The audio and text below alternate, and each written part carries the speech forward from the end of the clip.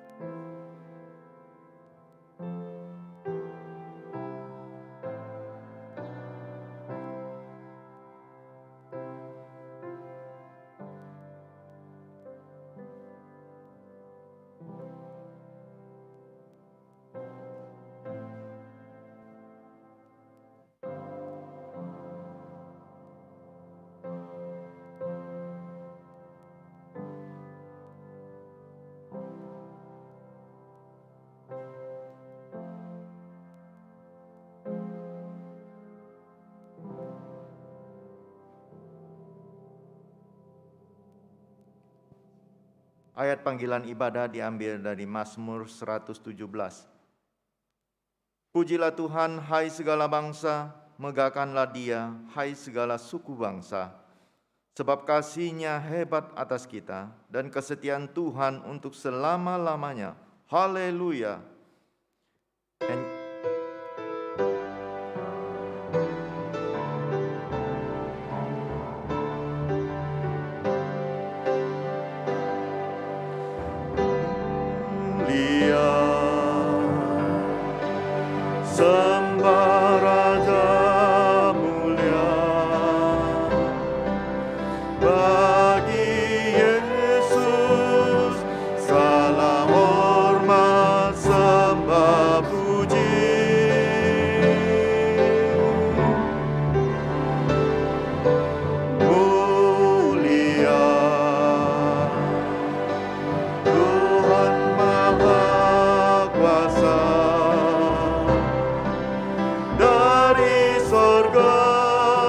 Terdengarlah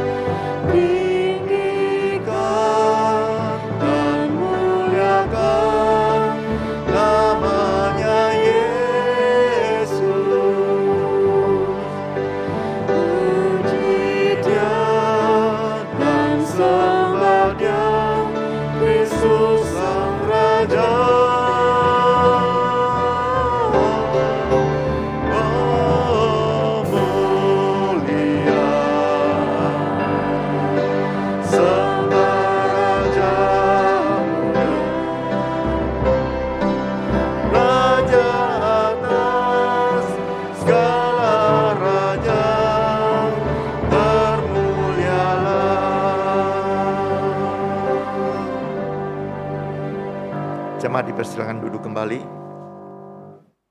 Dengarkanlah firman Tuhan yang terambil dari Mazmur 51 ayatnya ke-9. Bersihkanlah aku daripada dosaku dengan hisop, maka aku menjadi tahir. Basuhlah aku, maka aku menjadi lebih putih dari salju. Kita akan mengakui dosa kita. Biarlah melalui lagu yang akan kita naikkan nanti, setiap ayatnya mengingatkan kita akan janji Tuhan yang setia menyucikan dosa kita yang merah seperti kain kesumba, dan Dia akan menyucikannya menjadi putih seperti bulu domba. Seputih bulu domba.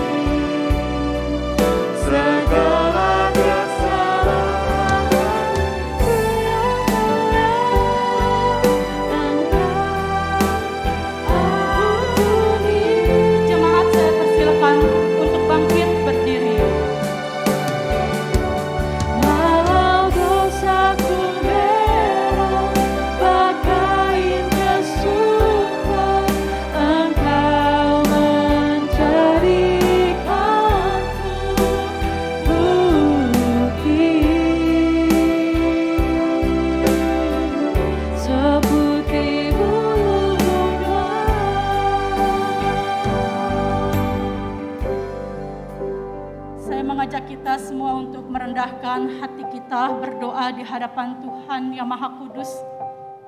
Kita mengaku dosa dan kesalahan kita di hadapannya. Mari setiap kita masing-masing mengambil waktu untuk kita sungguh-sungguh memohon pengampunan dari Tuhan. Karena kita penuh dengan kekurangan dan keberdosaan. Tetapi kita bersyukur kita memiliki Tuhan yang tahu dan mengerti setiap apa yang menjadi hal-hal yang kita lakukan, mendukakan hati sesama kita, bahkan menyedihkan hati Tuhan. Mari kita mohon pengampunan darinya.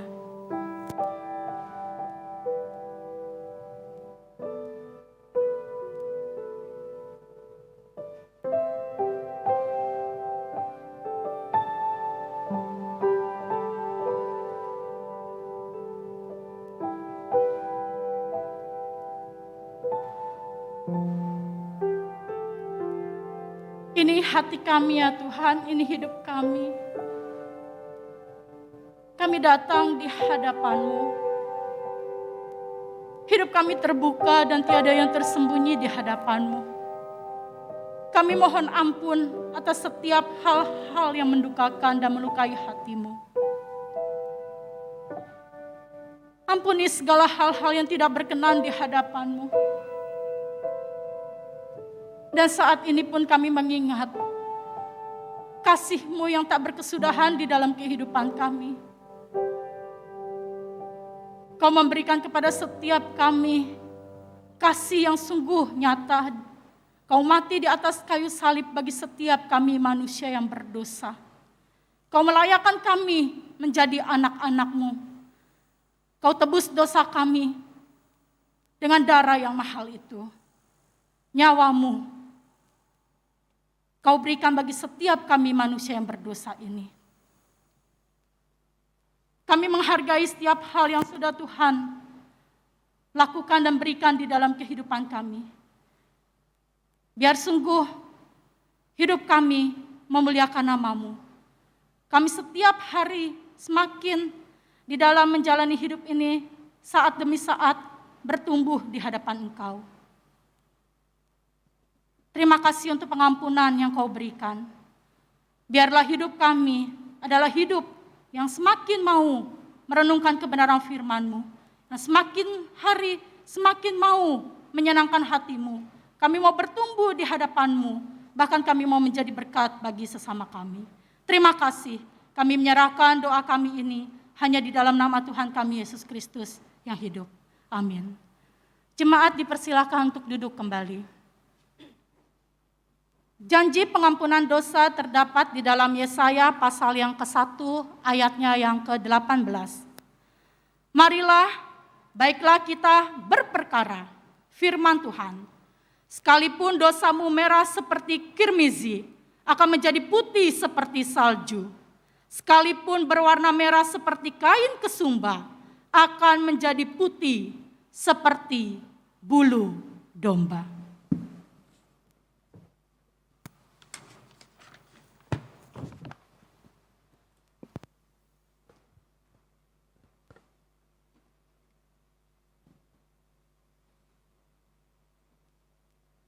Sebagai nyanyian syukur atas pengampunan dosa kita akan naikkan Ku Bernyanyi Puji Yesus.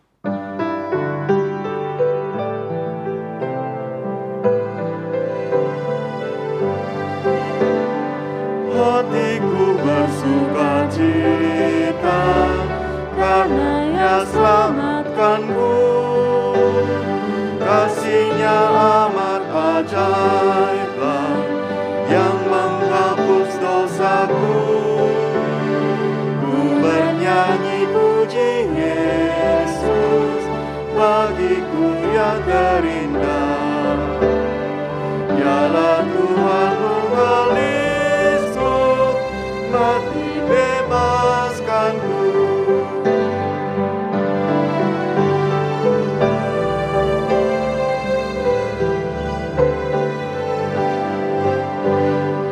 Hatiku bersuka cita karena Ia selamatkanku.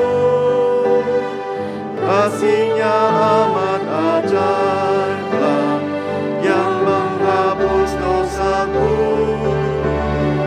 Ku bernyanyi puji terindah. Dialah Tuhan tunggal-Isku, mati bebaskanku. Jemaat dipersilakan untuk bangkit berdiri. Tibalah saatnya bersama dengan umat dari segala abad dan tempat, kita akan mengikrarkan pengakuan iman rasuli.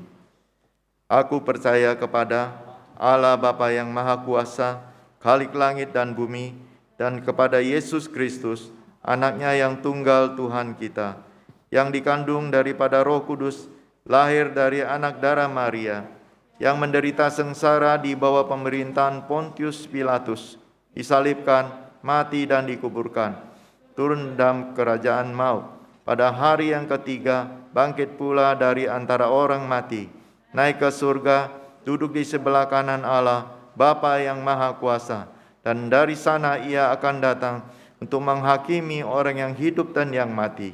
Aku percaya kepada Roh Kudus, gereja yang kudus dan am, persekutuan orang kudus, pengampunan dosa, kebangkitan tubuh, dan hidup yang kekal. Amin.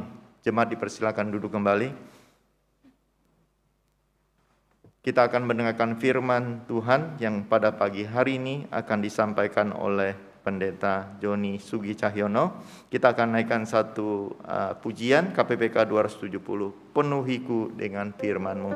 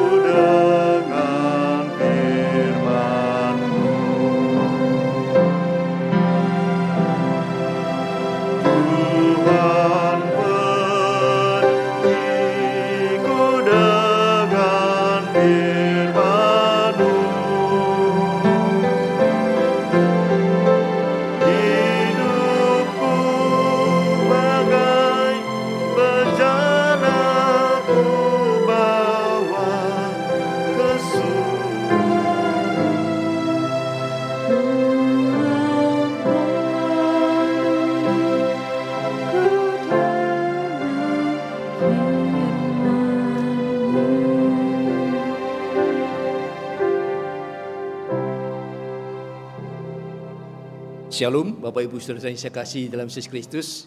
Kita bersyukur karena hari Minggu ini, saudara, kita boleh kembali bersama-sama beribadah, saudara, untuk menerima kesegaran daripada firman Tuhan, untuk disapa oleh Tuhan yang menyegarkan jiwa kita, saudara. Saudara, saya akan mengajak untuk kita bersama-sama membuka Alkitab kita, baik saudara yang ada di dalam gereja maupun khususnya saudara yang berada di rumah, saudara, atau dimanapun saudara berada pada saat ini, saudara. Mari kita membuka dalam surat 2 Petrus pasal yang pertama, ayat 19 sampai dengan ayatnya yang ke-21.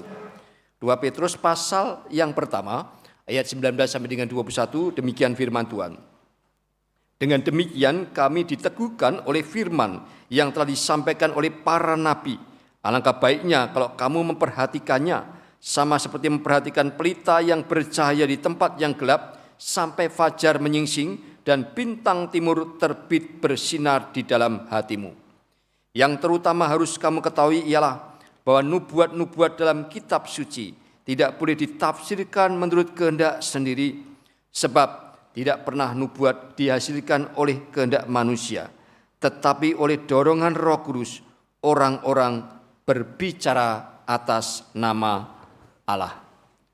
Saudara, sejenak mari kita bersama-sama tundukkan kepala kita masuk di dalam doa mohon pimpinan Allah Roh Kudus.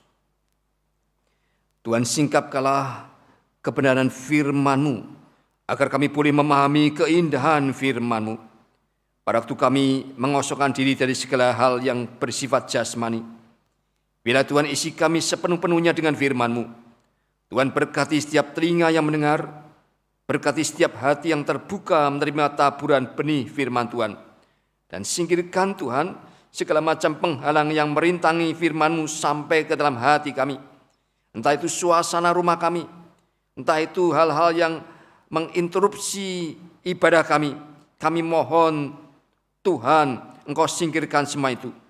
Tuhan, urapi hamba-Mu dengan urapan yang khusus, sehingga dalam kelemahannya dan dalam keterbatasannya, kuasa Tuhan sempurna bekerja, agar dia tidak andalkan hal-hal yang bersifat jasmani, tetapi semata-mata hanya andalkan kuasa Roh Kudus pada waktu firman Tuhan diberitakan. Terima kasih Bapa, demi nama Tuhan kami Yesus Kristus, kami berdoa. Amin. Saudara yang saya kasih dalam Yesus Kristus, hari-hari belakangan ini saudara, kita populer dan kita saudara mulai banyak mendengar istilah disruption. Disruption. Sekitar sahabat yang lalu, ekonom Austria Joseph Alois Schumpeter, dia mengidentifikasi yang dinamakan creative destruction atau penghancuran kreatif sebagai satu engine of economic growth atau mesin pertumbuhan ekonomi. Khususnya pada waktu itu sudah itu ditemukannya mesin uap, dan setelah ditemukannya mesin uap itu menghancurkan akan model bisnis tradisional dan rantai nilai-nilai yang existing itu hancur. Sekarang saudara, berbagai bencana dan khususnya saudara pandemi COVID-19 itu telah mendisrupsi saudara segala segi kehidupan seperti yang kita alami saat ini saudara. Kita dipaksa menjalin satu kehidupan yang berbeda sama sekali dari masa-masa sebelum pandemi. Kita sekarang terbiasa memakai masker. Kita sekarang saudara mana-mana membawa disinfektan atau sanitizer. Kita sudah biasa mengkonsumsi vitamin. Yang disayangkan kita tidak bisa lagi berkumpul-kumpul. Silaturahmi menjadi sesuatu yang sangat sukar dilakukan. Kita menjaga jarak antar manusia. Berubah setiap kehidupan kita sehari-hari sudah. Itu disruption sudah. Disruption atau disrupsi mungkin sudah dalam bahasa Indonesia. Berarti masa depan akan sama sekali berbeda sudah dari masa yang lalu. Ini menandakan bahwa kita tidak bisa memproyeksikan masa lalu saudara ke masa depan. Kita tidak bisa belajar dari masa lalu untuk ke depan. Maksudnya dulu kami melakukan ini, maka sekarang kami melakukan ini. Tidak bisa lagi saudara. Itu namanya disruption. Dalam bisnis pun saudara, kita mengalami hal itu saudara. Disruption bisa chaos, bisa satu gangguan atau sesuatu yang berubah secara total yang sering kali kita tidak siap, tetapi kita dipaksa saudara untuk menjalaninya. Saudara, filsuf Yunani klasik Heraklitos memberikan satu dalil. Perubahan adalah satu-satunya hal yang konstan dalam hidup ini. Dia mengatakan demikian saudara. Yang konstan dalam hidup ini dia mengatakan segala sesuatu berubah. Tetapi yang konstan yang tidak berubah adalah perubahan itu sendiri. Dan dia mencoba menjelaskan dengan sebuah ilustrasi sungai. Dia mengatakan tidak ada saudara orang yang pernah menginjak sungai yang sama dua kali. Karena itu bukanlah sungai yang sama. Airnya beda, keadaannya beda, ikan-ikan di dalam beda. Dan orang yang menginjak pun bukanlah yang sama pula, sudah berubah saudara. Maka dia mengatakan seperti itu saudara. Sesuatu yang konstan adalah perubahan itu sendiri saudara. Perubahan adalah satu-satunya yang konstan di dalam hidup ini. Saudara, kita hidup yang dalam kondisi demikian. Dan akhirnya kita hidup dengan pasang surut musim yang berubah sama sekali saudara. Tetapi perubahan yang terlalu cepat dalam hidup ini membuat kita insecure. Membuat kita merasa tidak aman, membuat kita kehilangan pegangan dalam hidup ini. Kenapa? Karena yang menjadi pegangan kita pun saudara itu berubah. Kita berbisnis, kita tidak bisa mengandalkan dulu saya melakukan bisnis yang demikian dengan prinsip ini maka saya akan bisa sukses. Ternyata apa yang kita pahami, kita pegang itu menjadi goyah, menjadi berubah sehingga tidak bisa lagi saudara kita pegang saudara untuk memprediksikan masa depan saudara. Saudara, kita dipaksa untuk menghadapi sekaligus saudara mengantisipasi hal-hal yang tidak kita ketahui sebelumnya. Pandemi pada saat ini saudara menciptakan ketidakpastian yang sangat besar ketika masa depan kita sudah terdisrupted, sudah terganggu saudara. Ketidakpastian itulah masa depan.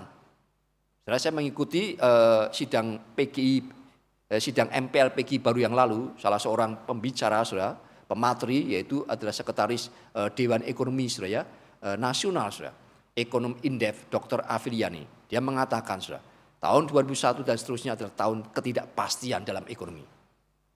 Dia sudah pasti, tidak ada yang bisa memprediksikan apa yang terjadi kemudian saudara. Tetapi dalam ketidakpastian itu dia katakan kita tetap harus bergerak, kita harus tetap berproduksi, kita harus bekerja, kita harus berinovasi.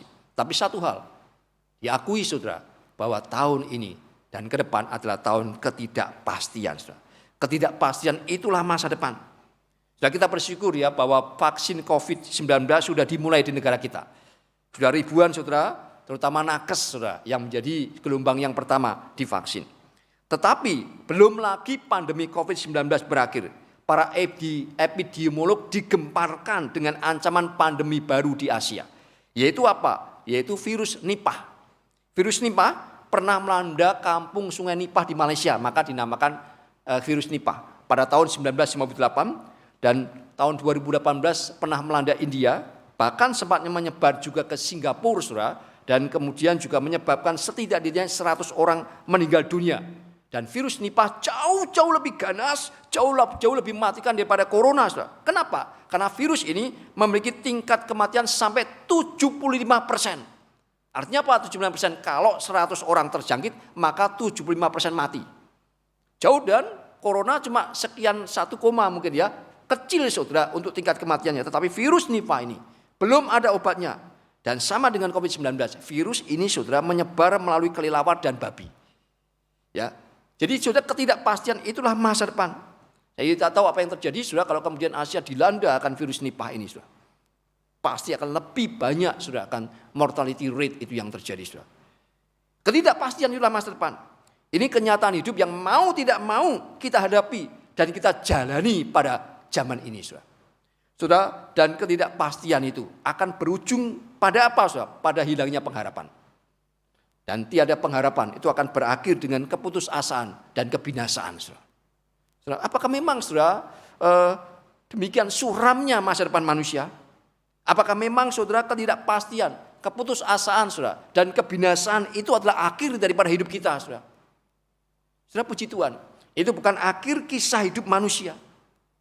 Memang jikalau tanpa Tuhan kita menjalani hidup ini, tanpa firman-Nya, manusia akan berakhir dengan ketidakpastian, keputusasaan, dan kebinasaan. Tetapi Tuhan yang penuh rahmat, yang penuh dengan kasih setia, ingat akan umat-Nya. Ya, berikan firman-Nya sebagai pegangan yang pasti, yang konstan, yang tidak berubah di tengah zaman yang sedang berubah dan yang terdisrupted ini saudara. Surat 2 Petrus itu adalah merupakan wahyu daripada Tuhan melalui Rasul Petrus bagi umat Tuhan yang sedang mengalami masa-masa ketidakpastian. Petrus menulis surat ini dari dalam penjara Kaisar Nero di kota Roma saudara. Dipenjarakan saudara karena Kristus. Dan surat ini berisi pesan-pesan terakhir Petrus saudara. Jadi surat ini adalah wasiat terakhir daripada Petrus. Surat wasiat apa? Jadi surat wasiat untuk masa depan umat Tuhan. Umat Tuhan yang waktu itu menghadapi 2 ancaman. Yang pertama ancaman dari luar, dan yang kedua ancaman dari dalam. Ancaman dari luar itu adalah penganiayaan oleh penguasa Romawi. Sedangkan ancaman dari dalam adalah dari guru-guru palsu yang mengajarkan ajaran-ajaran palsu, yang menyebarkan akan berita-berita hoax, saudara, yang menimbulkan ketidakpastian, yang menimbulkan saudara kemunduran bahkan keruntuhan iman, saudara. Saudara, oleh sebab itulah waktu itu Petrus yang masih dalam penjara Romawi, yang dia sendiri tahu akan menghadapi eksekusi mati, saudara. Pada waktu dia menulis dalam pasal 1 ayat 14 dia katakan, sebab aku tahu bahwa aku akan segera meninggalkan kemah tubuh ini sebagaimana yang telah diberitahukan kepadaku oleh Yesus Kristus Tuhan kita. Jadi waktu di penjara Petrus tahu itu adalah akhir hidupnya. Dia akan menjalani eksekusi mati. Tetapi dia menulis surat ini, surat wasiatnya untuk menguatkan jemaat di tengah-tengah masa yang sukar ini. Saya rindu saudara, saya memohon Tuhan supaya khotbah saya ini boleh menguatkan saudara-saudara yang mengalami masa-masa yang sukar, masa-masa ketidakpastian oleh karena pandemi COVID-19 yang kita tidak tahu kapan akan berakhir. Bahkan saya membaca berita beberapa hari yang lalu, seorang menteri dari Singapura mengatakan COVID-19 ini mungkin akan 4-5 tahun yang akan datang baru selesai. 4-5 tahun saudara. Setahun saja rasanya kita sudah tidak tahan, saudara. Tapi dikatakan 4-5 tahun baru akan selesai, saudara. Saudara, Rasul Petrus, waktu dia pun mengalami masa sukar dalam penjara, dia menulis surat wasiat Petrus untuk menguatkan iman daripada jemaat di masa-masa yang sukar yang melanda mereka. Dan surat wasiat ini saya pikir, saya percaya sangat relevan bagi kita yang menghadapi masa-masa ketidakpastian seperti sekarang ini. Bagaimana kita sebagai umat percaya bisa menghadapi masa-masa sukar seperti sekarang ini? Apa yang bisa kita lakukan dan apa yang bisa menguatkan dan menerangi jalan hidup kita di tengah-tengah hidup yang penuh dengan kegelapan dan kesukaran ini, saudara. Saudara, ayat 17 dan 18, saudara, Petrus menceritakan peristiwa di Injil Matius pasal 17. Mungkin sudah dikhotbahkan minggu lalu, saudara, karena ini adalah khotbah eksposisi ya, secara berurutan. Tapi saya tidak bisa melepaskan daripada konteksnya. Ayat 17-18, Petrus menyaksikan dan menceritakan apa yang dia alami seperti yang catat dalam Matius pasal 17, saudara. Di mana dia bersama anak-anak Zebedius, yaitu Yakobus dan Yohanes, 2 orang bersaudara, diberi kesempatan untuk menjadi saksi mata transfigurasi Tuhan Yesus di atas sebuah gunung. Kenapa sebuah gunung, saudara? Gunung itu tidak sebenarnya gunung apa, tapi para penafsir mengatakan gunung itu mengingatkan mereka akan kebersamaan dengan Yesus. Awal mula mereka dipanggil, saudara, adalah di gunung itu. Waktu Yesus khotbah di atas bukit, di atas gunung itu. Dan waktu Yesus naik ke surga pun di atas gunung itu. Dan waktu Yesus transfigurasi pun di gunung itu, saudara. Sehingga gunung itu, saudara, mengingatkan mereka kebersamaan dengan Tuhan Yesus. Saudara, mungkin saudara kita sekarang tidak bisa beribadah di gereja, tidak bisa berkumpul dengan orang-orang percaya. Tapi saya percaya ada momen-momen tempat khusus saudara dalam gereja Tuhan yang mengingatkan kita kebersamaan kita dengan Tuhan. Ketika Tuhan menyentuh kita, ketika Tuhan sudah menyapa kita, ketika Tuhan menghibur dan menguatkan hati kita, saudara. Itulah, saudara, mereka diberikan kesempatan, Petrus bersama dengan Yakobus dan Yohanes menyaksikan transfigurasi Yesus di atas sebuah gunung. Dan saat itu Yesus berubah rupa wajahnya, bercahaya seperti matahari, dan pakaiannya menjadi putih bersinar seperti terang, saudara. Dan saat itu mereka juga melihat Musa dan Elia, 2 orang yang mewakili perjanjian lama. Musa dalam kitab Taurat dan Elia dalam kitab nabi-nabi bercakap-cakap dengan Tuhan. Mereka membicarakan tentang apa, saudara? Para penafsir mengatakan, saudara, mereka membicarakan tentang kedatangan Tuhan. Maksud Tuhan Yesus datang ke dalam dunia, saudara. Jadi, saudara, ketika Petrus menyaksikan itu, saudara, ini sebuah pengalaman rohani yang sangat luar biasa bagi Petrus, saudara. Luar biasa sekali. Ya, bukan hanya menjadi saksi mata, saudara, tetapi juga saksi telinga. Ketika dia mendengar suara dari Yang Maha Mulia yang mengatakan, inilah anak yang kukasih, kepadanya lah aku berkenan. Itu pengenapan daripada Mazmur nomor 2 ayat yang ke-7. Saudara. Ya, tidak heran kalau pada waktu dia menulis surat wasiat terakhirnya, dia ingat akan pengalaman rohaninya yang luar biasa itu bersama dengan Tuhan Yesus. Saudara. Pengalaman rohani itu memang penting. Saya tidak tahu apakah sudah pernah mengalami pengalaman rohani. Karena pengalaman rohani itu adalah satu anugerah daripada Tuhan yang dapat menguatkan iman kita. Tetapi sudah perhatikan, waktu Petrus menyaksikan pengalaman rohani itu, langsung dia menghubungkan dengan apa? Saudara, ayat 19, dengan firman yang telah disampaikan oleh para nabi. Langsung hubungkan, saudara. Yang dimaksudkan bukan hanya acuan-acuan para nabi, tetapi juga kumpulan lengkap kitab-kitab para nabi. Jadi keseluruhan perjanjian lama itu bersifat nubuat. Firman para nabi dalam bentuk yang tertulis. Jadi kalau dalam zaman kita sekarang itu keseluruhan daripada Alkitab, saudara. Sebab itu kata Petrus, para nabi berbicara dengan satu mulut dan semua perkataan itu bersama-sama membentuk satu terang, saudara. Satu berkas cahaya firman, pelita yang bersinar terang. Tanpa firman yang tertulis itu, maka apa yang jadi makna pemulihan Kristus di atas gunung itu akan tetap tersembunyi. Bahkan bagi Petrus dan kedua rasul lainnya yang menyaksikan sendiri. Jadi, saudara, pengalaman rohani penting, tetapi tidak cukup berhenti sampai pengalaman rohani. Pengalaman rohani perlu diuji dengan firman Tuhan. Perlu, saudara, konfirmasi daripada firman Tuhan. Karena tanpa firman Tuhan, kita tidak mengerti maknanya. Kita tidak mengerti artinya. Nah, tetapi sekarang firman itu sudah menyatakan terang benderang apa yang dialami Petrus dan kedua orang muridnya. Saudara, saya tidak tahu apakah sudah pernah mengalami pengalaman rohani. Tapi ketika sudah pernah mengalami pengalaman rohani, mari uji dengan firman Tuhan. Mari kita berdoa agar supaya melalui firman Tuhan kita dimengertikan, sehingga kita memaknainya dengan benar, dan kita dapat mengerti apa yang kita alami bersama dengan Tuhan, yang kita sebut sebagai pengalaman rohani itu. Saudara, itu berarti bahwa kita tidak boleh berhenti hanya pada pengalaman rohani, tapi pengalaman rohani sekali lagi harus diuji atau diterangi oleh firman Tuhan. Oleh sebab itulah Petrus melanjutkan di ayat 19b. Dikatakan alangkah baiknya kalau kamu memperhatikannya. Alangkah baiknya kalau kamu memperhatikannya. Firman itu adalah lampu bagi orang percaya yang sedang berjalan, bepergian di tempat yang gelap. Saudara, kalau sebuah tempat gelap, apa yang saudara paling butuhkan? Lampu bukan? Sinar bukan? Sekecil apapun.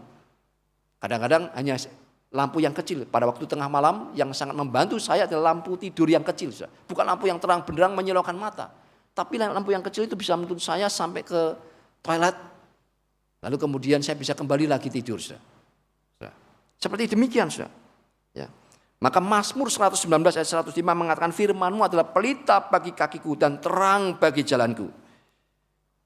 Pelita di dalam budaya timur kuno, timur dekat kuno, ancient Near East, biasanya pelita itu dipasang bila hari menjadi gelap dan dibiarkan terus menyala sepanjang malam.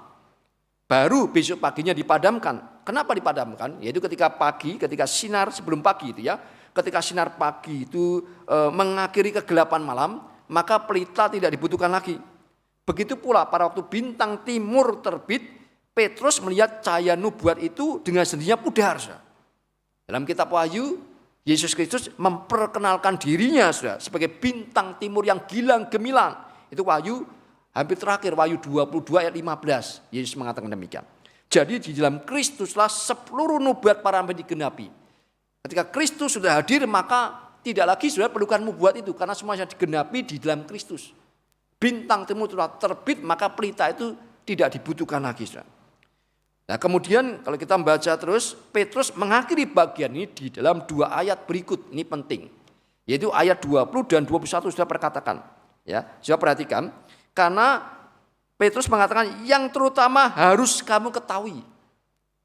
Dia bicara tentang yang terutama harus diketahui. Kalau yang terutama harus diketahui artinya ini yang utama. Mungkin yang lain boleh tidak terlalu diketahui, tetapi yang ini harus engkau ketahui. Apa itu hal yang paling utama yang perlu kita ketahui menurut nasihat Rasul Petrus? Apa sudah pesan Petrus yang paling utama di dalam hal ini?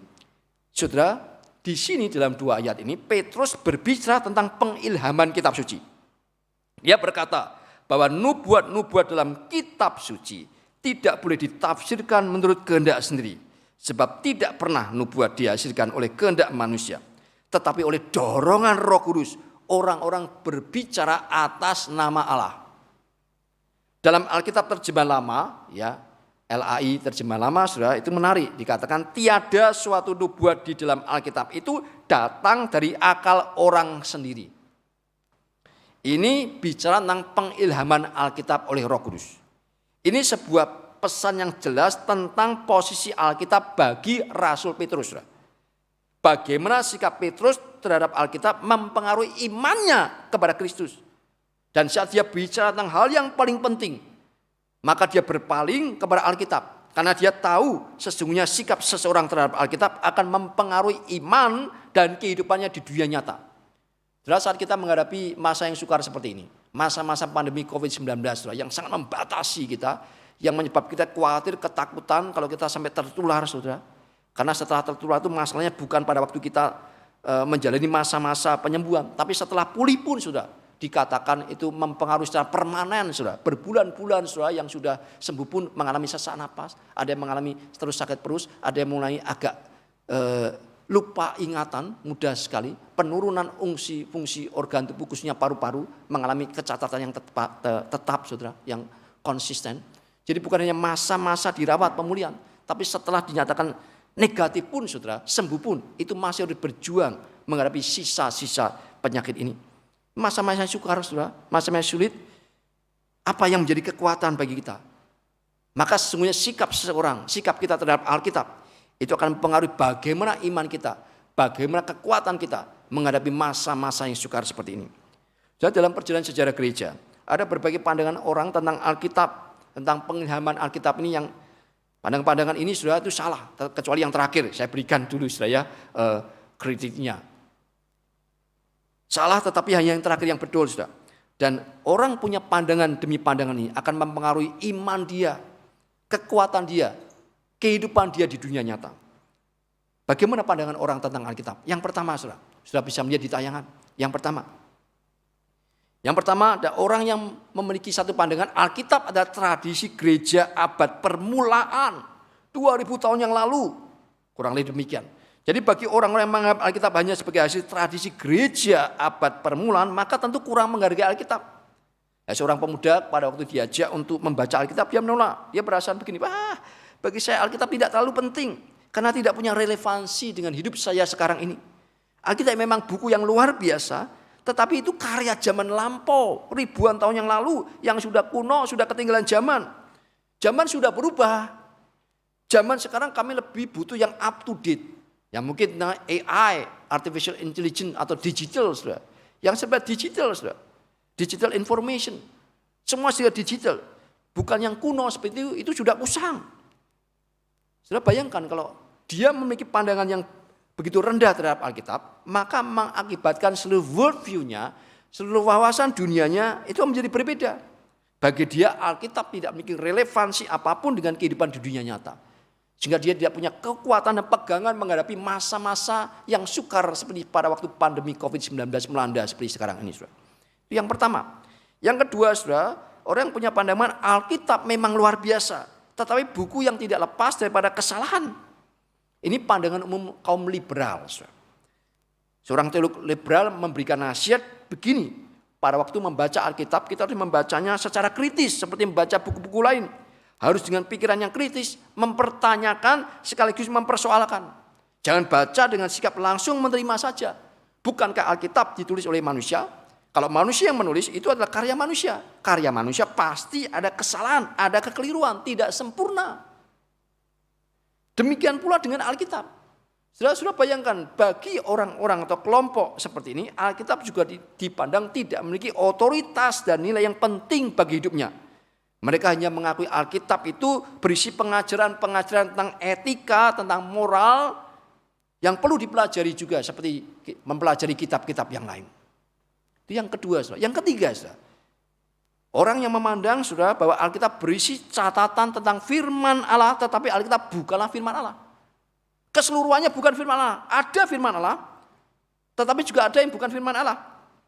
Jadi kelompok ini punya pandangan bahwa wahyu Allah itu tidak mungkin dituliskan. Bukankah Allah itu tidak terbatas? Allah Maha Kuasa yang terbatas. Bagaimana firman Allah yang tidak terbatas itu bisa dituliskan dalam sebuah buku?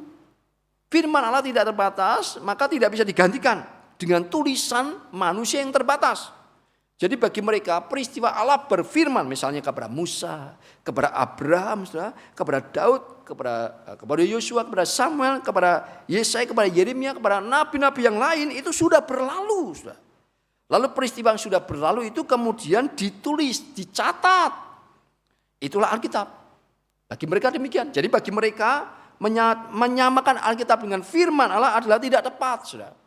Jadi bagi kelompok ini pun Alkitab tidak memiliki otoritas dan pegangan bagi kehidupan mereka. Yang keempat, saudara, kelompok yang mengatakan yang percaya Alkitab mengandung firman Allah. Punya pandangan bahwa Alkitab itu bukanlah firman Allah tetapi di dalamnya terdapat firman Allah. Mengapa? Karena bukankah di dalam Alkitab ada enggak perkataan manusia? Ada perkataan manusia yang tidak sudah disuruh oleh Tuhan mengatakan. Bahkan adakah perkataan iblis? Ada perkataan iblis yang dicatat, saudara. Jadi kalau ada perkataan manusia, ada perkataan iblis, mengapa disebut firman Allah? Jadi mereka mengatakan yang firman Allah adalah yang ketika Alkitab jelas-jelas mengatakan "Thus says the Lord", saudara. Atau beginilah firman Allah, atau demikianlah firman Allah. Nah itu baru firman Allah. Kalau dalam perjanjian baru yang red letter, yang biasanya dalam bahasa Inggris ya, yang tulis dalam huruf merah itu perkataan langsung Tuhan Yesus, yaitu perkataan firman Yesus, yang lainnya bukan. Begitu, saudara. Itu sudah bisa bayangkan kalau dikatakan Alkitab mengandung firman Allah, berarti sebagian firman Allah, sebagian bukan, maka tidak mungkin Alkitab menjadi otoritas yang menuntun kehidupan mereka. Yang kelima, saudara, Orang yang punya pandangan Alkitab menjadi firman Allah pada saat terjadi pengalaman subjektif. Saudara, pandangan ini baru muncul di abad lalu, yaitu abad ke-20, dan sampai sekarang masih banyak mempengaruhi gereja-gereja, termasuk gereja Injilis. Saudara. Tanpa sadar kita pun ikut-ikutan dan kita ikut memegangnya, saudara. Mari kita teliti apakah benar pandangan ini dan apa maksudnya, saudara. Apa maksud? Yaitu menjadi firman Allah, Alkitab menjadi firman Allah pada saat terjadi pengalaman subjektif.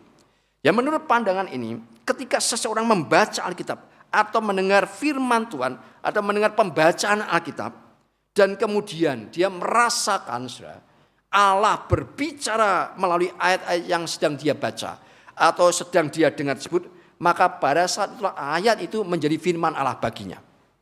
Dengan kata lain, ada saatnya Alkitab bukan firman Allah, yaitu kapan? Yaitu pada waktu dia tidak merasakan apa-apa terhadap ayat itu. Dan ada waktunya menjadi firman Allah pada waktu dia mengalami pengalaman subjektif bersama firman itu. Bersama ayat itu maksud saya. Dengan begitu firman Allah menjadi amat subjektif, saudara. Tidak lagi objektif. Karena tergantung dari manusia apakah mengalami atau tidak mengalami. Ayat yang sama, saudara, bagi yang mengalami ayat tersebut adalah firman Allah. Bagi yang tidak mengalami ayat tersebut bukan firman Allah. Jadi apakah Alkitab itu menjadi firman Allah atau bukan, itu sepenuhnya tergantung dari pengalaman masing-masing manusianya. Saudara, pandangannya salah ini, tetapi telanjur dianiaya oleh banyak orang Kristen. Karena mereka menerima ajaran yang salah. Kenapa? Karena mereka diajarkan firman Allah dibagi menjadi dua, yaitu logos dan rema. Nah, sudah mulai dengar kata rema. Rema, logos adalah firman Allah secara umum, sedangkan rema adalah firman Allah berbicara kepadanya secara pribadi. Benarkah ada dua macam firman, logos dan rema? Alkitab jelas-jelas sudah tidak mengajarkan pandangan seperti ini. Seringkali kan kita berdoa, Tuhan biarlah firman menjadi rema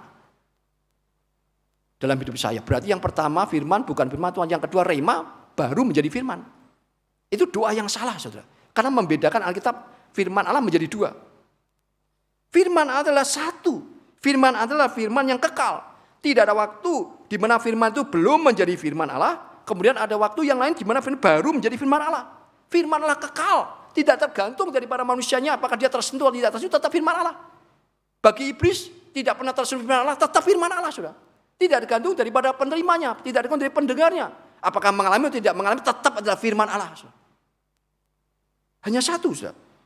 Kita akan percayai firman Allah yang kekal, tidak berubah. Dari dulu, sekarang dan sampai selama-lamanya.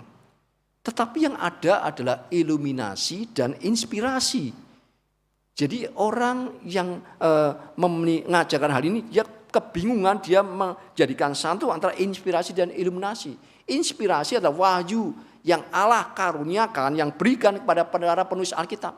Dengan iluminasi adalah pekerjaan Roh Kudus yang menjelaskan, saudara, makna firman itu kepada kita. Yesus mengatakan, aku akan memberikan penolong yang lain. Penolong lain itu apa? Akan mengingatkan apa yang aku katakan, mengingatkan firman Allah. Yang kedua, mengajarkan apa yang aku ajarkan, yaitu mengajarkan firman Tuhan. Sehingga kita ngerti, oh begini toh maksudnya firman Tuhan. Itu iluminasi Roh Kudus. Bukan rema, saudara. Bukan rema. Tetap adalah firman Allah. Tetapi ketika kemudian Roh Kudus bekerja, kita menjadi mengerti. Dan waktu kita mengerti, hati kita akan diubahkan, saudara.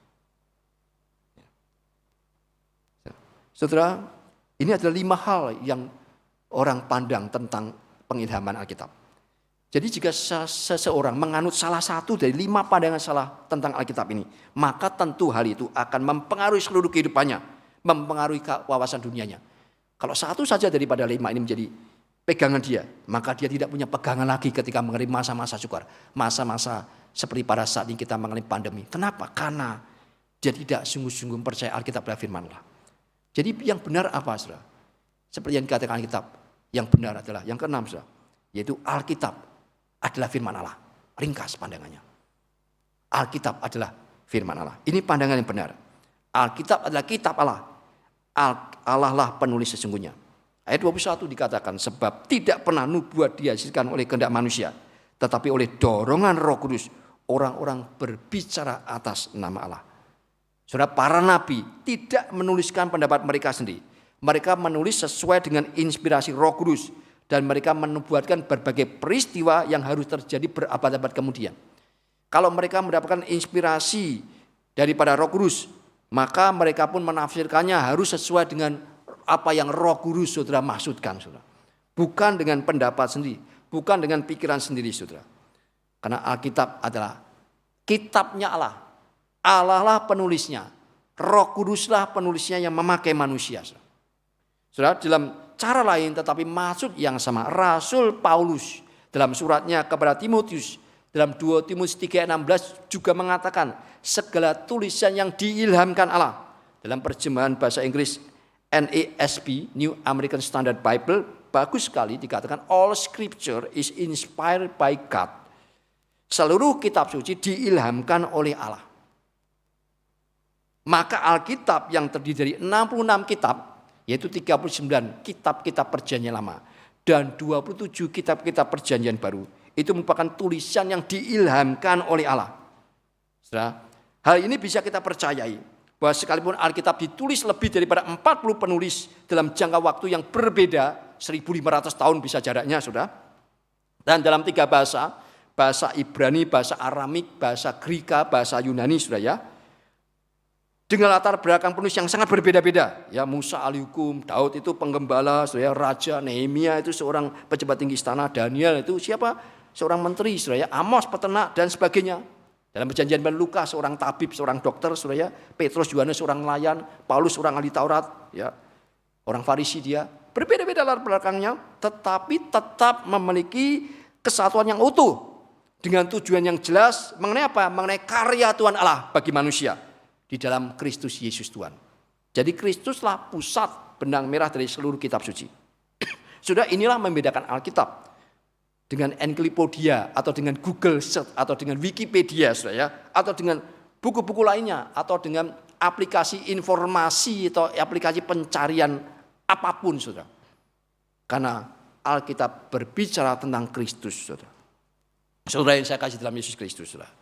Dengan mempercayai dan memegang teguh Alkitab adalah firman Allah, maka kita akan memiliki pegangan yang kokoh. Pegangan yang kokoh, yang konstan, yang tidak berubah di tengah zaman sedang berubah yang sedang disrupted ini, saudara. Ketika dunia mengatakan sebuah kebohongan bahwa masa depan tidak pasti, kita memiliki janji-janji Tuhan yang pasti, saudara. Janji-janji Tuhan dalam Alkitab akan masa depan yang pasti bagi orang-orang yang percaya pada Kristus, akan mendapatkan hidup yang berkelimpahan dan hidup yang kekal, saudara. Ketika Heraklitus mengatakan segala sesuatu berubah, dia lupa. Dalilnya dia pun berubah, berarti tidak bisa dipercaya. Tetapi bagi kita, segala sesuatu tidak berubah. Karena ada Tuhan yang tidak berubah. Karena ada Alkitab firman yang tidak berubah. Yang bisa menjadi pegangan bagi kita melewati masa-masa yang paling sukar sekalipun, saudara. Termasuk masa-masa pandemi COVID-19 atau pandemi atau bencana apapun atau kesulitan apapun, kita punya Alkitab yang teguh, yang tidak berubah, firman Tuhan yang kekal, yang mampu menjadi pegangan bagi kita sehingga kita tidak akan goyah, kita tidak akan terjatuh karena kita mampu memegang yang kekal itu, yaitu firman Allah yang diilhamkan oleh Roh Kudus bagi kita. Mari saudara, kita hadapi masa-masa disruption ini dengan berpedoman pada Alkitab yang adalah firman Allah yang diilhamkan Roh Kudus. Jadikanlah saudara Alkitab penuntun dan pelita bagi kita yang menerangi jalan hidup kita, saudara. Mari kita membaca terus Alkitab setiap hari. Perjanjian Lama ada 39 kitab, ada 929 pasal. Perjanjian Baru ada 27 kitab, ada 260 pasal. Total 66 kitab dengan 1189 pasal. Saudara, saya tiap hari dalam jurnal sebelum jam 6 pagi membagikan kepada banyak orang, saudara. Orang-orang yang meminta, orang yang bersama-sama dengan saya bersyukur atas ketekunan Tuhan. Sehingga kita sudah, saudara, sampai hari ini itu Yeremia pasal 47. Berarti sudah 792 pasal. 792 pasal sejak daripada Kejadian 1 ayat 1. Satu hari satu pasal. Berarti 792 pasal, 790 hari. 790 hari berarti 2 tahun 61 hari tiap pagi, saudara. Bersama-sama merenungkan firman Tuhan dengan ayat yang singkat yang saya beri nama menapai hari dalam firman, saudara. Itu meneguhkan kita melewati masa-masa yang sukar. Saudara boleh bergabung jika saudara ingin bersama-sama saudara merenungkan satu pasal tiap hari, saudara. Saudara bisa menghubungi Tuhan, kiranya Tuhan berkati kita dengan firman Tuhan yang meneguhkan kita, yang membawa kita menerangi jalan hidup kita, melewati masa-masa yang sukar di dalam jalan Tuhan, jalan yang penuh dengan hidup yang berkelimpahan. Mari kita tundukkan kepala, kita masuk di dalam doa.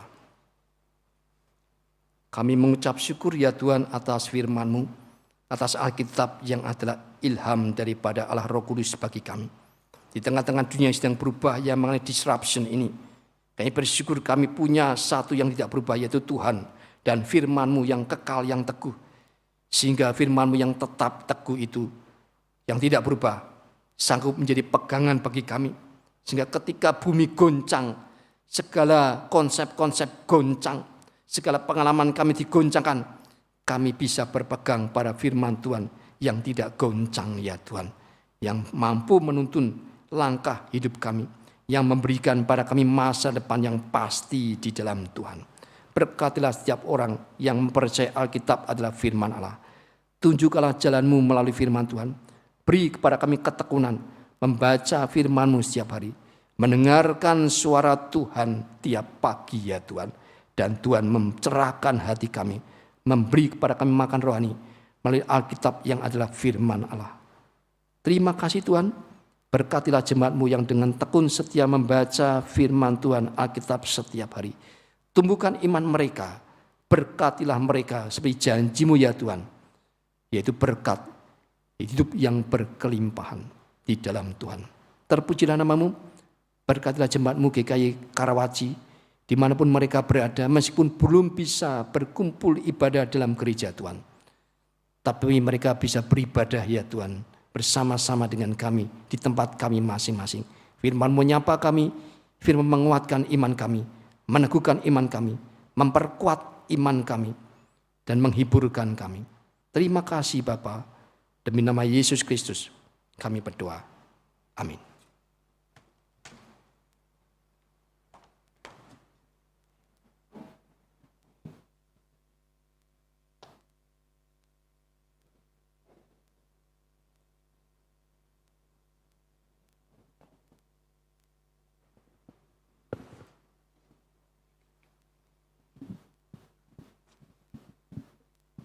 Kami mewakili majelis dan jemaat mengucapkan terima kasih atas pelayanan firman yang disampaikan.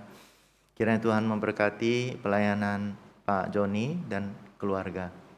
Selanjutnya kita akan memberikan persembahan.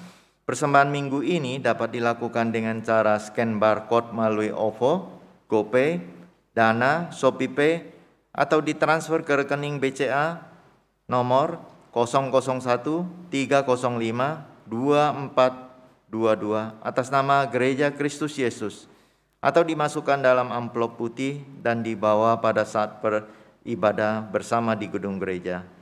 Kita akan mengiringi persembahan kita dengan membawakan sebuah lagu, Bawa Persembahanmu.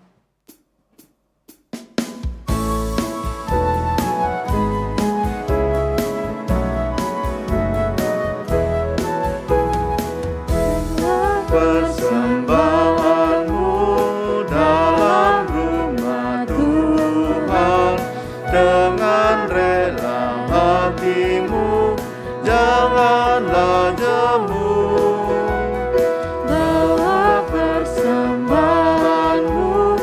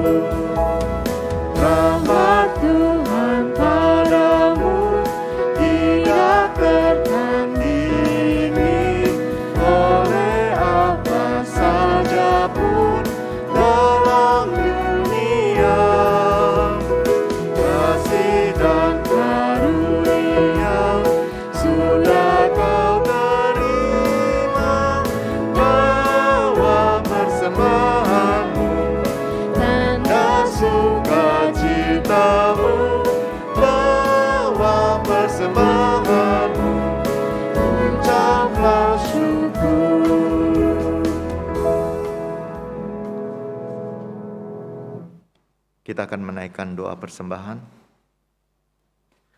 Tuhan Allah Bapa kami yang bertata dalam kerajaan surga, kami ucap syukur dan terima kasih Tuhan untuk firman-Mu pada pagi hari ini yang mengingatkan kami adanya disruption yang membuat masa depan kami tidak ada kepastian. Tapi kami ucap syukur ya Tuhan untuk firman yang pasti di dalam Alkitab yang menguatkan kami di masa-masa yang tidak pasti ini, menjadikan terang dalam jalan kami. Terima kasih ya Bapa untuk pemeliharaan Tuhan saat ini. Engkau masih mencukupkan kebutuhan kehidupan kami. Kami bersyukur ya Tuhan, jikalau pada hari ini kami diberikan kesempatan untuk memberikan persembahan. Kiranya Engkau sucikan persembahan ini sehingga dapat dipakai untuk memperluas kerajaan-Mu. Di dalam nama Tuhan Yesus kami berdoa dan mengucap syukur. Amin. Selanjutnya kita akan mendengarkan warta gereja.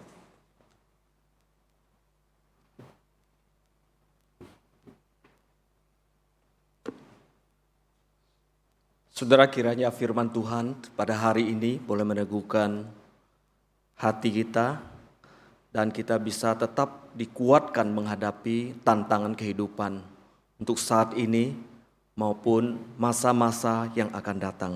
Sekali lagi saya mewakili majelis mengucapkan terima kasih kepada Pendeta Joni Sugi Cahyono, sekum dari sinode kita yang sudah menyampaikan firman Tuhan. Saudara, saya akan menyampaikan beberapa hal yang berkaitan dengan gereja kita. Yang pertama, sehubungan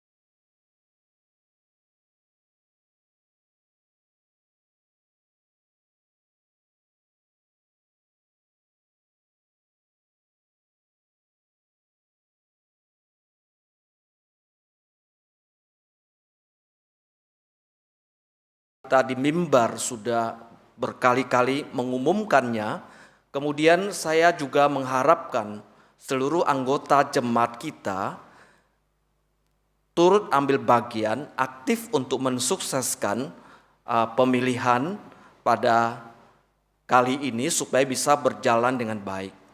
Dan kalau saudara melupakannya, maka sekma kemudian juga tata usaha kita, Saudari Desi, dengan aktif akan menghubungi saudara, mengingatkan kembali, dan kami mohon seluruh jemaat untuk memberikan respon, kemudian menjawab sehingga data-data yang perlu diverifikasi bisa segera selesai. Jadi batas waktunya yang terakhir adalah 28 Februari ini. Kalau lebih cepat tentu lebih baik. Kami mohon seluruh jemaat bekerja sama sehingga proses dalam pemilihan ini bisa berjalan dengan lancar. Kemudian kedua, minggu depan saudara, kita akan memasuki minggu pertama bulan Februari. Kita melihat bahwa kebaikan Tuhan memimpin kehidupan kita. Dan kita ada perjamuan kudus. Saya mengajak seluruh jemaat bisa bersama-sama pada waktu jam 7.30 atau jam 10 secara live streaming untuk mengikuti perjamuan kudus. Dan bagi jemaat yang biasanya beribadah sore hari, kami berharap bisa bergabung di kebaktian satu atau kebaktian yang kedua. Kemudian minggu pertama, mari dengan hati yang penuh dengan syukur kita menyampaikan persembahan persepuluhan kita kepada Tuhan sebagai wujud ibadah sebagai ketaatan kita kepada Tuhan. Yang ketiga, saudara, setiap Rabu kita juga ada kebaktian doa secara online. Saudara, di tengah minggu kita ada 1 kali ibadah. Mari setiap Rabu, saudara, kita siapkan waktu cuman sekitar 1 jam untuk kita bisa duduk bersama untuk beribadah secara online. Kemudian mengajak seluruh jemaat remaja, pemuda untuk bergabung dalam persekutuan remaja atau pemuda setiap hari Sabtu jam 5 sore atau remaja Minggu jam 10. Dan saudara bisa menyaksikannya di videonya.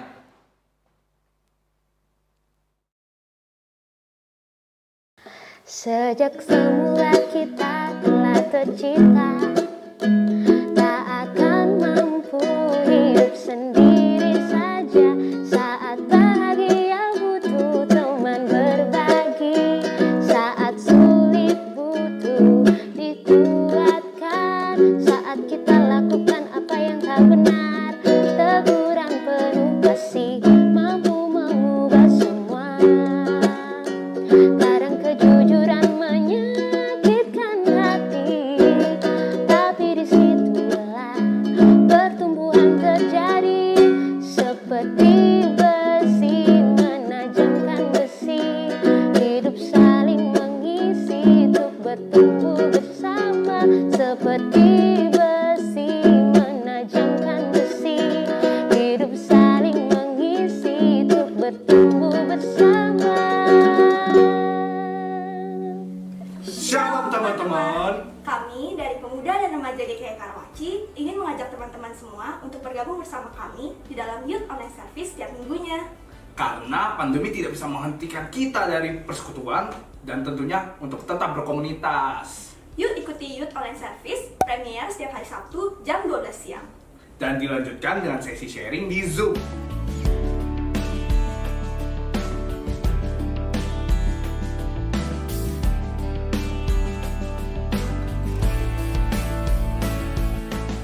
Nah, teman-teman jangan lupa untuk follow Instagram kami yang tertera di sini untuk informasi persekutuan setiap minggunya. See you and God bless. Baik saudara sekalian, saya mau menyampaikan satu hal lagi kaitan dengan persembahan. Saudara, bidang keuangan untuk mempermudah kita memberikan persembahan. Selama ini kemungkinan yang menggunakan HP, cuma ada 1 HP, waktu persembahan mengalami kesulitan untuk scan. Maka bidang keuangan untuk membantu saudara memperlancar untuk memberikan persembahan secara online, saudara bisa menggunakan kartu yang nanti akan kita bagikan buat saudara, sehingga di kartu ini ada barcode-nya yang bisa membantu kita untuk mempermudah memberikan persembahan bagi yang menggunakan OVO, GoPay, Dana, dan lain sebagainya. Kemudian di kartu ini juga ada informasi tentang rekening gereja, kemudian juga hotline COVID-19, sehingga akan sangat berguna bagi saudara. Dan kami berharap nanti kalau sudah saudara menerimanya, saudara bisa selipkan di Alkitab, dan pada waktu mau beribadah, saudara bisa scan dulu untuk memberikan persembahan. Kalau hanya menggunakan 1 HP pada waktu untuk beribadah. Sehingga pada waktu memberikan persembahan, ya HP saudara, ya ibadah saudara tidak di stop dulu ya, tapi tetap bisa mengikuti ibadah sampai selesai. Atau saudara bisa menerima kartu ini kemudian gantung ya di rumah saudara. Sebelum ibadah mau scan dulu memberikan persembahan, atau pada waktu ibadah berlangsung, pada waktu persembahan saudara scan, saudara memberikan persembahan kepada Tuhan. Kita berharap bahwa seluruh persembahan kita bisa berjalan dengan baik. Terima kasih untuk kerjasama saudara sekalian. Kita akan mengakhiri ibadah kita. Saya mengundang seluruh jemaat berdiri. Kembalilah ke dalam kehidupan sebagai seorang murid Kristus. Taatilah firman dan bersaksilah bagi Tuhan. Kuatkanlah yang lemah dan bantulah yang kekurangan. Kasihlah dan layani Tuhan dengan segenap hatimu. 回到你身为基督门徒的生活中，遵从主道，为主做见证，兼顾软弱的，帮助缺乏的，全心全意爱主，侍奉主。Doxology。Puji Allah Bapa Putra, puji Allah Roh Kudus, ketiganya yang esa. Pohon selamat sumber berkah.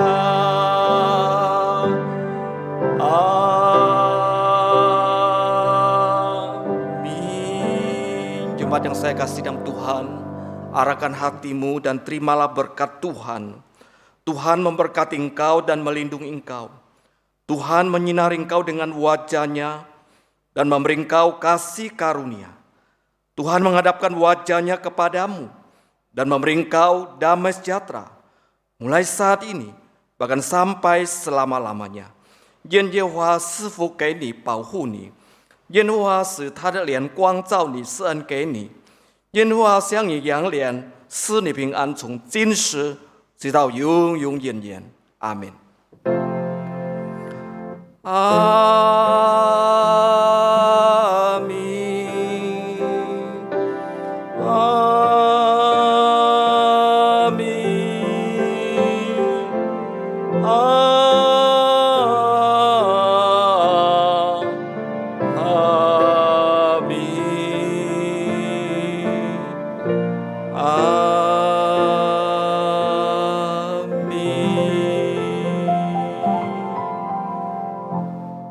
Silakan duduk. Saat teduh, kebaktian kita sampai di sini. Selamat hari Minggu. Tuhan Yesus memberkati. Amin.